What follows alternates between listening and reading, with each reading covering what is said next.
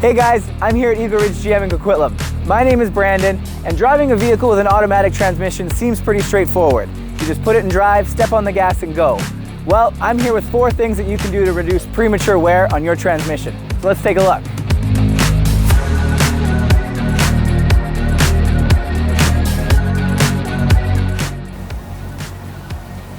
First, make sure you come to a complete stop before switching from drive to reverse, or vice versa. By being impatient and changing from drive to reverse before the vehicle comes to a complete stop can result in premature wear or failure of parts inside the transmission. An automatic transmission was never designed to stop a vehicle. That's the job of the brakes. Replacing worn-out brakes is an easy job that can cost as little as $200, but replacing a broken part inside a transmission can cost thousands of dollars. So which amount do you prefer paying? Secondly, don't coast with the transmission in neutral.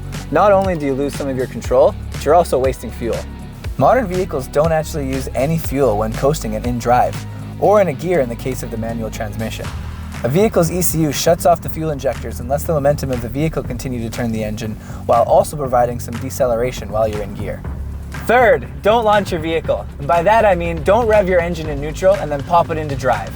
Inside an automatic transmission are clutch packs and clutch bands that use friction to move certain parts while shifting. Revving the engine and then immediately putting the transmission into drive causes those clutch packs and clutch bands to prematurely wear out. And finally, don't put the car in park while moving. Come to a complete stop. When the transmission is in park, there's a notch that engages and prevents the vehicle from rolling. If the vehicle is still moving, however, it is very easy to break that notch inside the transmission. The part itself doesn't cost that much to replace, but taking out a transmission and opening it is a very costly job.